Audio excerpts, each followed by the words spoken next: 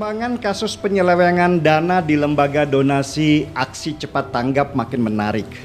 Ternyata Pusat Pelaporan dan Analisis Transaksi Keuangan atau PPATK menemukan banyak transaksi mencurigakan yang dilakukan oleh ACT.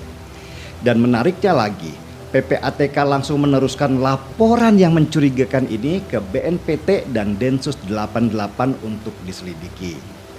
Kalau memang laporan PPATK ini sampai ke Densus 88, bisa jadi sadar atau tidak sadar lembaga donasi ACT pernah melakukan transaksi dengan teroris atau mereka yang dicurigai sebagai teroris. Sebenarnya kalau melihat kiprah ACT sejak lama, hubungan ACT dengan banyak organisasi terlarang itu bukan berita baru. Sejak awal konflik di Suriah misalnya, ACT pernah mengumpulkan donasi dengan promo Save Rakyat Suriah. Tapi mereka membawa-bawa bendera pemberontak Suriah, bukan bendera resmi pemerintah Suriah. Ini yang berbahaya karena bisa jadi pemerintah resmi Suriah menganggap bahwa Indonesia bersimpati pada pemberontak Suriah dan membantu mereka. Padahal bantuan yang digerakkan ACT itu bukan resmi bantuan dari pemerintah Indonesia. Dari sisi ini saja sudah kelihatan bahwa lembaga aksi cepat tanggap sudah bermain politik daripada di kemanusiaan. Dan sangat mungkin bantuan yang dikumpulkan dari rakyat Indonesia itu dikirimkan bukan untuk membantu rakyat Suriah, tetapi buat membantu para pemberontak Suriah. Inilah satu bahan yang bisa dibawa Densus 88 berdasarkan laporan transaksi ACT. Selain itu, ACT juga punya hubungan kerjasama yang dekat dengan salah satu mantan pentolan HTI, Bahtiar Nasir. Bahtiar Nasir ini adalah salah satu pentolan kelompok garis keras yang sukses membangun gerakan besar lewat kelompok 212. Dia licin dan berbahaya. Berkali-kali terdengar bahwa Bahtiar Nasir sudah diincar oleh polisi, tapi dia tetap lolos juga.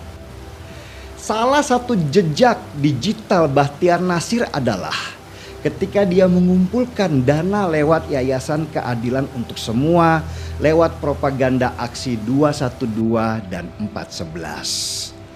Dana dari yayasan itu menurut berita sebagian disalurkan ke sebuah organisasi bernama Indonesian Humanitarian Relief atau IHR, di mana pimpinannya adalah Bahtiar Nasir. Dan dari jejak transaksi IHR itu diketahui bahwa ada transferan kepada salah satu faksi terbesar kelompok pemberontak Suriah. Nah, kalau kita mau meneliti kembali jejak digital Bahtiar Nasir, bahwa dia tanpa sungkan-sungkan mempropagandakan konsep khilafah di tengah masyarakat aksi demo di 212 dan teriakan revolusi waktu dia ceramah di masjid. Kita kembali ke aksi cepat tanggap. ACT ini belakangan baru memberitahu ke publik kalau mereka itu bukan lembaga zakat sebenarnya, tapi lembaga filantropi.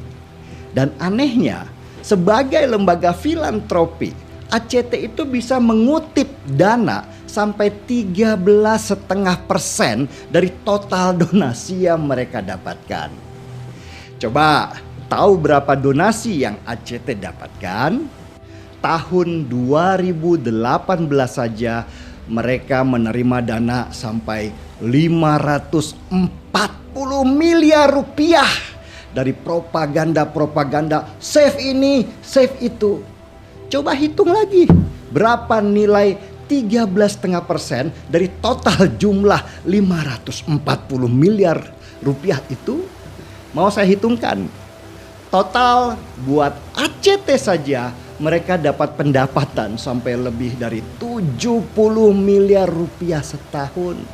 Wih, gile. Pantes mereka bisa hidup bermewah-mewahan dengan gaji sampai ratusan juta rupiah per bulan dan mobil Alphard sebagai kendaraan operasional. Itu baru yang resmi. Yang nggak resmi inilah yang sedang diselidiki. Dan jika akhirnya Densus 88 bisa membuktikan kalau organisasi Aksi Cepat Tanggap ternyata punya hubungan dengan organisasi teroris, maka sudah saatnya ACT dibekukan dan tangkap para petinggi-petingginya. Begitu juga Bahtiar Nasir. Saya cuma pengen tahu apakah dia sampai sekarang masih licin dan bisa terus menghindar dari kejaran polisi. Maaf, yang mengejar kali ini bukan sekedar polisi, tetapi Densus 88. Seruput dulu kopinya.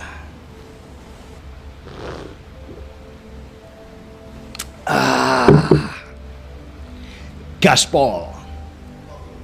Jadi kalau misalnya dialokasikan dana teroris, itu dana yang mana? Kami menyampaikan ini supaya lebih lugas, karena kami tidak pernah berurusan dengan teroris, kami nggak pernah berurusan dengan, kayak misalnya ke Suriah dulu ada pertanyaan begini teman-teman, apakah ACT melakukan bantuan kepada pemerintah yang Syiah atau kepada pemberontak yang ISIS? Kami sampaikan kebarusan itu nggak boleh menanyakan tentang siapa yang kami bantu, agamanya apa, nggak penting.